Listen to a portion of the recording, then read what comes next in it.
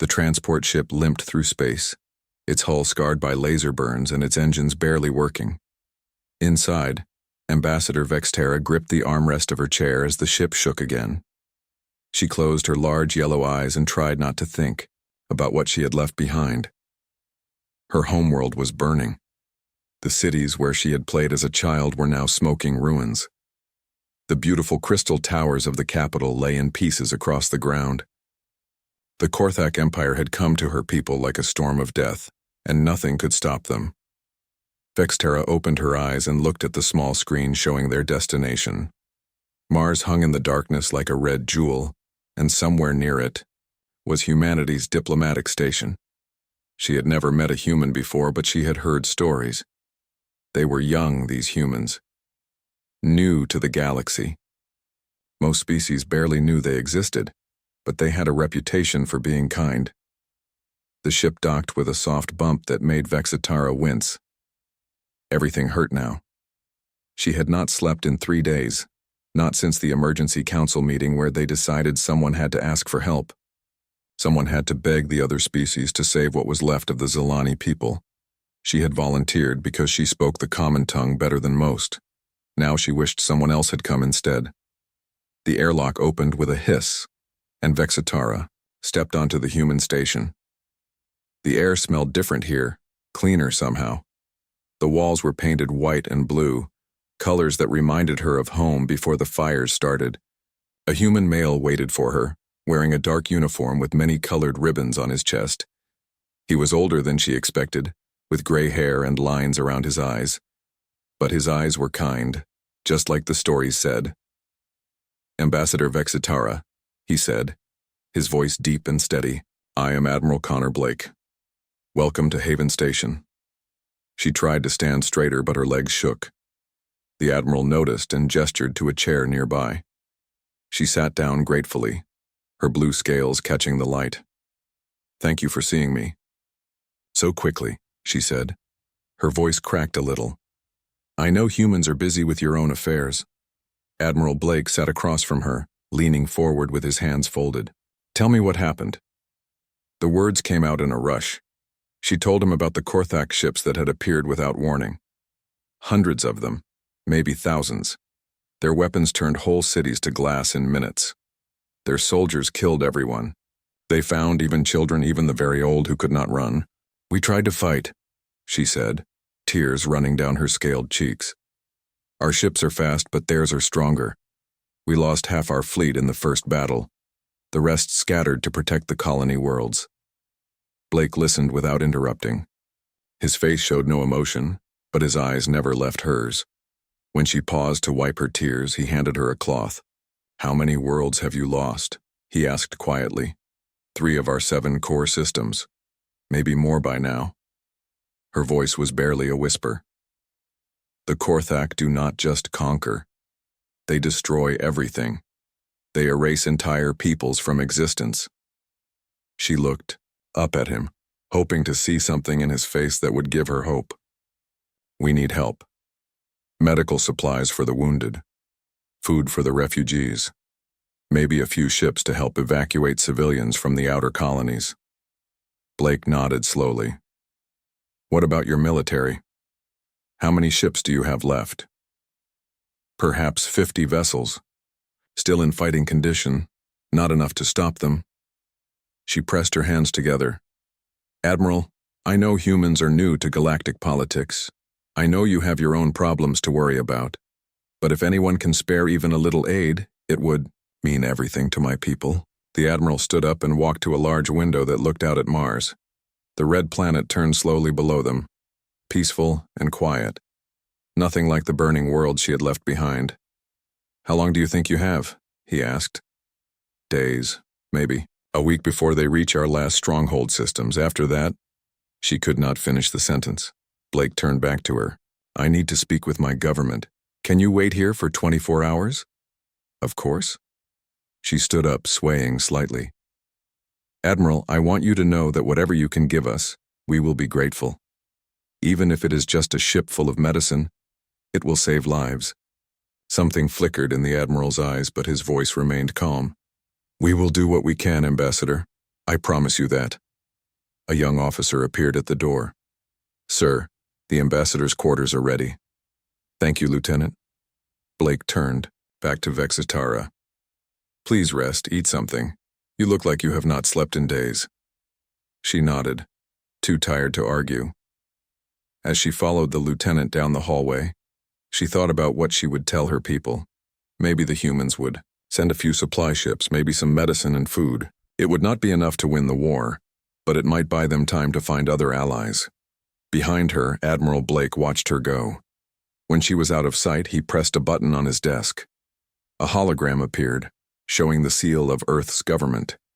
Get me President Morrison, he said. Emergency priority, and patch in the Joint Chiefs, we need to talk. The hologram flickered as connections were made across space. Blake looked out at Mars again, thinking about burning worlds and children running from soldiers. His jaw tightened. The Zilani thought they were asking for charity. They had no idea what they had just unleashed. Humans did not do anything halfway. When they made a promise, they kept it. And Blake had just promised to do what they could. The question was not whether humans would help. The question was how much help the galaxy was ready for.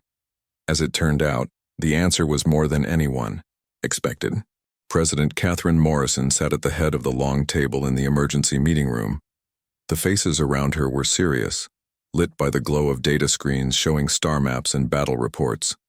She had called this meeting within an hour of Admiral Blake's message, and everyone had come quickly.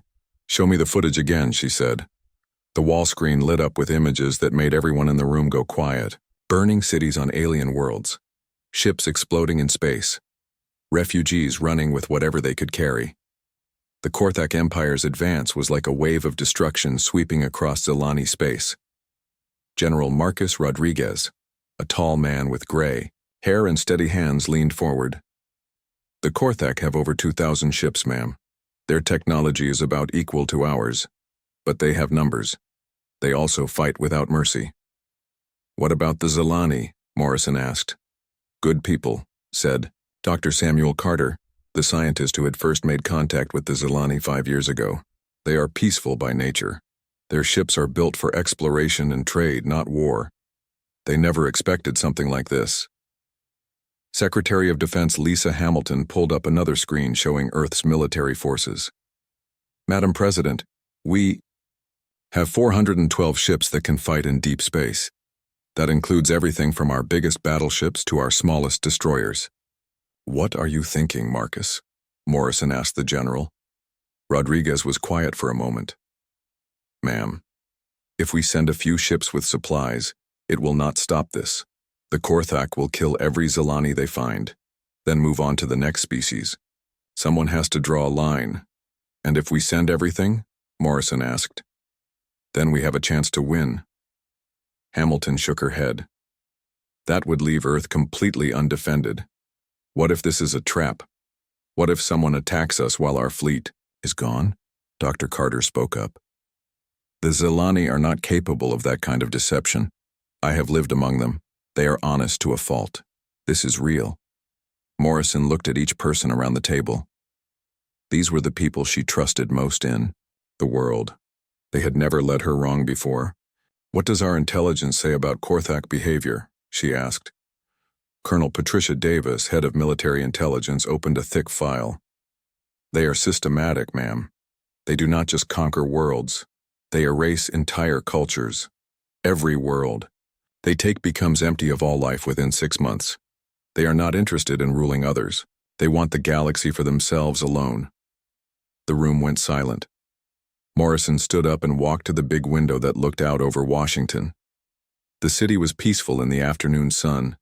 Children were playing in parks. People were going about their normal lives, not knowing that somewhere far away other children were dying. How long would it take to mobilize everything? She asked. Admiral Blake's voice came through the speakers from his station near Mars. 18 hours to get the first wave moving, 48 hours for full deployment. And the Zilani have maybe a week before they are completely overrun, Rodriguez added. Morrison closed her eyes and thought about her daughter, who was somewhere in the city below. She thought about all the children on Earth safe in their beds. Then she thought about alien children running from soldiers who showed no mercy. Marcus, in your professional opinion, can we win this? Yes, ma'am. The Korthak are used to fighting, enemies who retreat. They have never faced an enemy that fights as hard as they do. Humans do not back down. Lisa, what are the risks? Hamilton sighed. Hi, ma'am. If we lose this fleet, Earth will be defenseless for years.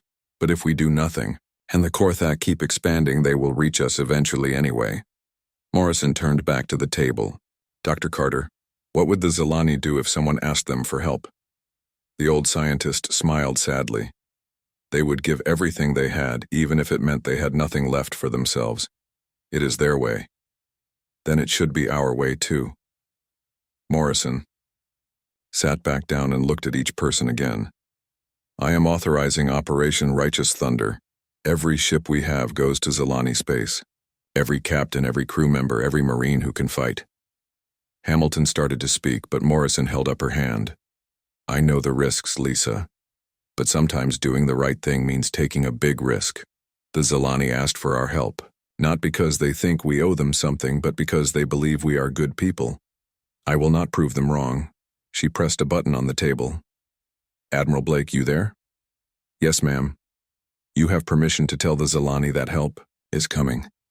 Do not tell them how much help. I want it to be a surprise. Understood, ma'am. What about the crews? Some of them have families. Give everyone a choice, Morrison said. Anyone who wants to stay behind can stay, but I think most of our people will want to go. Rodriguez smiled. Ma'am, you do not know our military very well if you think anyone will want to miss this fight. Within an hour, coded messages were sent to every human military base in the solar system. On Luna Base, Captain Vincent Hayes read his orders 3 times before he believed them. On the asteroid station Ceres, Captain Nicole Torres called her crew together and told them they were going to war. On Jupiter's moon Europa, Captain Andrew Sullivan looked at his tactical officer, Commander Rachel Thompson, and said, well, this is going to be interesting. All across human space, ships began to move. Crews loaded weapons and supplies. Engineers checked engines and shields. Marines sharpened their knives and cleaned their rifles. The biggest military operation in human history was beginning, and it was all for people they had never met, on worlds they had never seen. That was just how humans worked. Ambassador Vextara sat in the communication center of the Zilani Defense Station, her clawed fingers moving across the control panel. The past day had been the longest of her life. Every few minutes, new reports came in from the front lines, and none of them were good. 3 more colony worlds had gone silent in the last 12 hours. The Korthak advance was faster than anyone had expected. Her people were dying while she sat in human space, waiting for an answer that might never come. Ambassador, called Commander Zekthari from across the room. He was an old soldier, one of the few Zilani who actually understood war. His green scales were darker than hers, and scars covered his arms from battles fought long ago. The humans are calling. Vextara's heart jumped. She had been hoping and fearing this moment at the same time. If the humans said no, the Zilani were finished. If they said yes, it might buy her people a little more time to find other help. Admiral Blake's face appeared on the screen. He looked tired, like he had not slept since their meeting. Behind him, she could see other humans moving around, all of them busy with something. Ambassador, Blake said, his voice calm as always. I have spoken with my government. We are going to help. Relief flooded through her like cool water. Thank you, Admiral. Whatever you can spare will be. We need coordinates. Blake interrupted gently. Where do you want us to meet your forces? She blinked in surprise. Meet our forces? Admiral, I think there has been some confusion. We just need supplies, medicine, food, maybe a few escort ships to help with evacuations. Blake's expression did not change. Ambassador, you asked for help. We are going to help. Where do you want us? Something in his tone made her pause. How many ships are you sending? All of them. The words did not make sense at first. Vextara stared at the screen, trying to understand. All of what? All of our ships, Ambassador, every vessel that can fight. Where do you want us? Commander Zekthari had been listening, and now he stepped forward. His old eyes were wide with shock. "Human Admiral, did you say all of your ships?" "That is correct." "How many is that?" 412 combat vessels. The communication center went completely silent. Vexitara felt like the station had stopped spinning. 400 ships? The entire human fleet? For them? "Admiral," she said slowly, "you do not understand. We cannot pay you for this. We have nothing left to give. Our worlds are burning. Our treasury is empty." Blake smiled for the first time since she had met him. "Ambassador, who said anything about payment?" Before she could answer, alarms started going off all over the station. The tactical display lit up with new contacts appearing at the edge of the system. Zekthari ran to his station, his claws clicking on the controls. "Multiple hyperspace signatures," he called out. "Large ones, very large." On the screen, "Admiral." Blake checked something off to his side. That would be us arriving. The main display showed long-range sensors picking up massive distortions in space. The computer tried to count the new contacts and kept changing its numbers.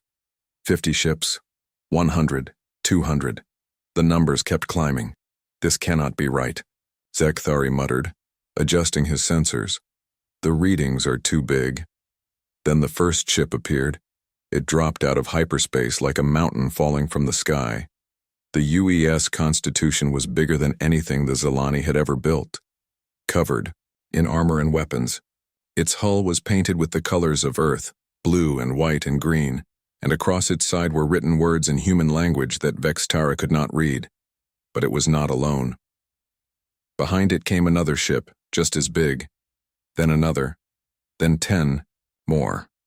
The space around the Zilani station filled with human warships appearing out of nowhere, their engines glowing like stars.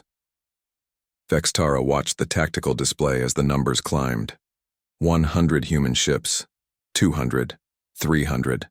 They kept coming, forming up in perfect lines that stretched across space like a metal wall. 412, Zekthari whispered, reading his display. Exactly 412.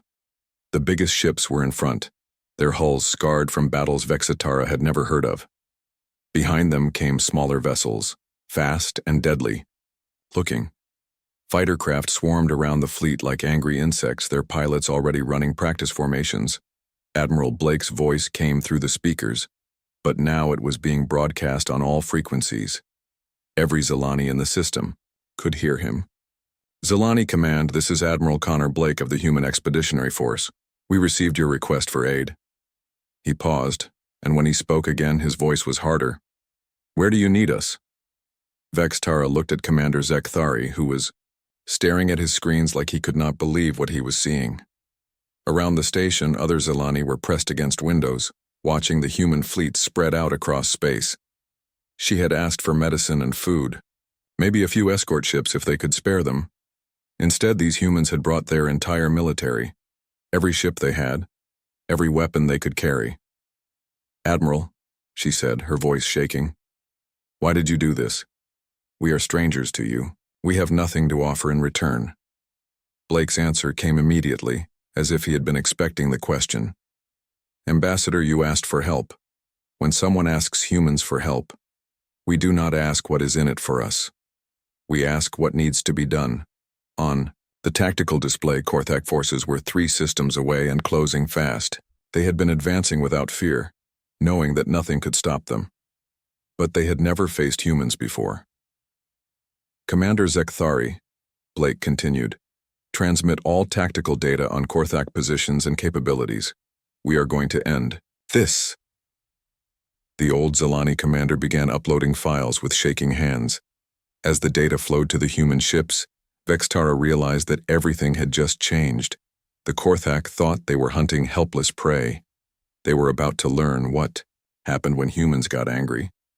The Korthak fleet commander Graktor stood on the bridge of his flagship, watching the tactical display with satisfaction. His forces had just finished destroying another Zilani colony world, and the screams of the dying still echoed in his mind. Soon there would be no more Zilani left to kill. "Commander," his tactical officer reported, "we are detecting new ships entering Zilani space. Unknown configuration. Graktor's 4 eyes narrowed. How many ships? The sensors are having trouble. Counting them, sir. Many ships, very many. Graktor walked to his own display and studied the readings. The unknown fleet was massive, bigger than anything he had seen before. But he was not worried. The Korthak Empire had crushed every enemy they had ever faced. These newcomers would be no different. Are they Zilani reinforcements? He asked. No, sir. Different technology. Different design. We have never seen ships like these before. Then they will die like all the others, Graktor said. Send word to all battle groups. We advance as planned. Far across space, Captain Vincent Hayes received his orders aboard the UES Liberty. He had been waiting for this moment since the fleet arrived. Around him, his crew prepared for battle with the calm efficiency that came from years of training. All stations report ready, sir, said his executive officer, Commander Rachel Thompson. Weapons, armed and ready. Engines, full power available. Hayes nodded and opened a channel to his squadron. 12 other ships spread out around the Liberty, all of them ready to fight. These were destroyers built for speed and hitting hard, perfect for what Admiral Blake had planned. Liberty Squadron, this is Captain Hayes. We are going to show these Korthak what happens when they hurt innocent people. Stay tight, follow my lead, and remember your training. The squadron moved forward, diving toward the Korthak advance fleet like hunting wolves. Behind them came other human ships, each group with its own mission, each captain ready to do whatever it took to win. The first battle began at the Pyrian system, where Korthak forces were bombing a Zilani colony from orbit. The colonists below had nowhere to run, nowhere to hide. They could only wait to die. Then the human ships arrived. Captain Hayes brought his squadron in from the night side of the planet, using the world itself to hide their approach. The Korthak never saw them coming until it was too late. Liberty's weapons lit up the darkness as she opened fire, her missiles streaking toward the enemy ships. The Korthak had been bombing defenseless civilians. They were not ready for a real fight. Hayes watched with grim satisfaction as his first target exploded in a ball of fire. Around him, his squadron tore into the enemy fleet like sharks in a feeding frenzy. But the humans did not just attack. While Hayes and his ships fought in space, transport ships dropped toward the planet's surface. Marines led by Colonel Jason Mitchell hit the ground running, their orders simple: save every civilian they could find.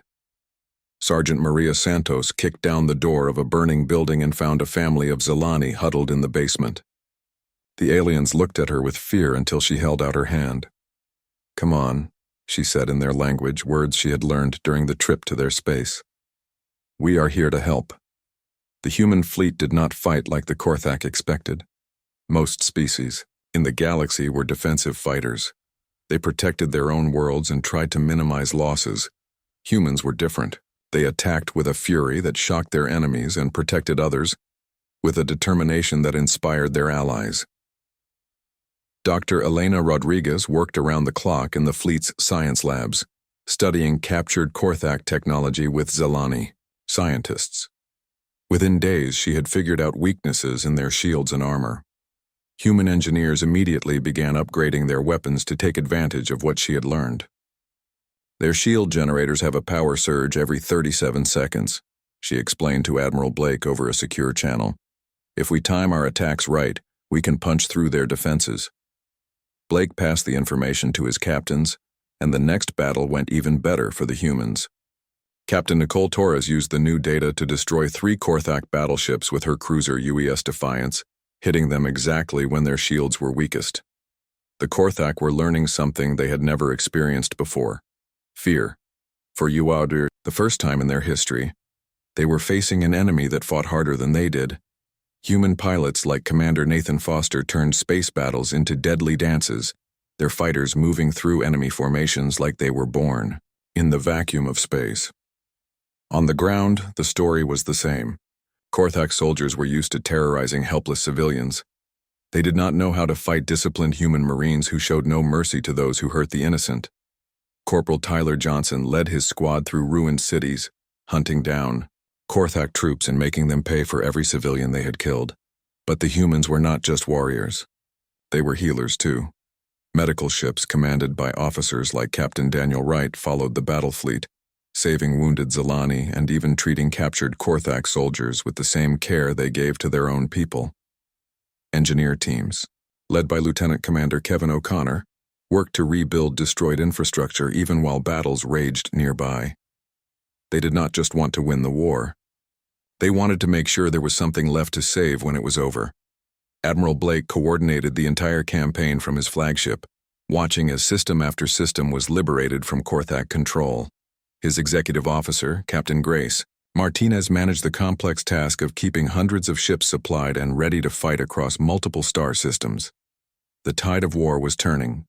The Korthak, who had expected another easy conquest, found themselves retreating for the first time in their history. Their empire, built on fear and overwhelming force, was crumbling under the assault of enemies who refused to be afraid. In his fortress ship, Graktor watched his forces fall back again and again. These humans fought like demons, but they protected the weak like angels. He did not understand them, and that frightened him more than their weapons ever could. The Korthak home system had never seen enemy ships before. For 1,000 years, their massive fortress worlds had sent out fleets to conquer other species, but no one had ever brought war to their doorstep. Now Admiral Blake's combined human and Zilani armada hung in space like a metal storm cloud, blocking out the stars. Graktor stood on his command bridge, staring at the display showing hundreds of enemy ships. His own fleet was broken, scattered across a dozen systems by the relentless human advance. Most of his captains were dead. His empire was finished, and he knew it.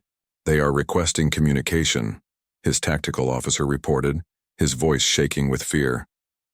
"Put them through." Admiral Blake's face appeared on the screen. Behind him, Graktor could see the bridge of the human flagship, filled with beings who had crossed the galaxy to destroy everything he had built. But the humans' eyes were not filled with hate. They were calm, almost sad. "Commander Graktor," Blake said, "I am Admiral Connor Blake of the human fleet. You have one chance to surrender. Order your remaining forces to stand down, and we will talk." Graktor's 4 eyes blazed with anger. "We do not surrender. We are Korthak. We fight until death." "That can be arranged," Blake replied quietly. "But think about your people, your civilians, your children. Is your pride worth their lives?" For the first time in his life, Graktor hesitated. He had never thought about civilians before. Korthak warriors did not care about the weak, but something in the human's voice made him pause. "You would spare them?" he asked. "If you surrender now, yes. If you make us fight for every world, every station, every ship, then I cannot promise what will happen. My people are very angry about what you did to the Zilani." Around the Korthak home system, human ships waited for orders. Captain Lucas Anderson, serving as Blake's diplomatic officer, had spent hours preparing surrender terms that would end the war without more bloodshed. He believed in giving enemies a choice, even enemies who had shown no mercy to others. On the planet below, General Patricia Davis waited with her Marines. Her orders were clear. If the Korthak surrendered, treat them fairly. If they fought, win quickly and completely. But always remember that victory without honor was no victory at all. Graktor looked around his bridge at the faces of his remaining crew. They were warriors who had never known defeat, but now they faced an enemy that had beaten them at every turn. These humans did not just fight harder than anyone they had faced before. They fought smarter, with better plans and better technology. "What are your terms?" he asked finally. Blake's expression did not change. "Complete surrender of all military forces, dismantling of your empire. Your worlds become independent, each one choosing its own government. War crimes trials for those who ordered the killing of civilians. In return, your people live. Your children grow up free. And if we refuse, then we finish this war the hard way, and there will be nothing left of your empire but dust and memories." Graktor closed his eyes. He thought about his own children, safe in schools on the homeworld below. He thought about the millions of Korthak citizens who had never fired a weapon or hurt anyone. Were they supposed to die because he was too proud to admit defeat? "I accept your terms," he said, his voice barely a whisper. "The war ended not with a great battle, but with a simple transmission sent to every Korthak ship and station. This is Commander Graktor. All forces are ordered to surrender immediately. The war is over. 6 months later, Ambassador Vextara stood in the council chamber of the former Korthak capital, now renamed New Hope. The building had been a fortress of the Empire's military leaders. Now it was a meeting place where representatives from dozens of worlds worked together to build something better. Governor Charles Miller, the human administrator overseeing the transition, had done something no one thought possible. He had turned the most warlike species in the galaxy into partners in their own reconstruction. Former Korthak warriors now worked alongside human engineers to rebuild the worlds their empire had destroyed. "It is remarkable," Vextara said to Admiral Blake as they watched a mixed group of humans, Zilani and Korthak, planning a new hospital. 6 months ago, they were trying to kill us all. Now they are helping to heal the galaxy. Blake nodded. People can change when you give them the chance. The Korthak were not evil. They were just taught that strength meant hurting others. We showed them a different kind of strength. Through the window, they could see Korthak children playing with human and Zilani youngsters in a park that had once been a military parade ground. The children did not care about the wars their parents had fought. They just wanted to play and laugh and be friends. "Admiral," Vextara said quietly, "when I came to your station, I asked for medical supplies and maybe a few escort ships. I never dreamed you would send everything you had." Blake smiled. "Ambassador, you taught us something important that day.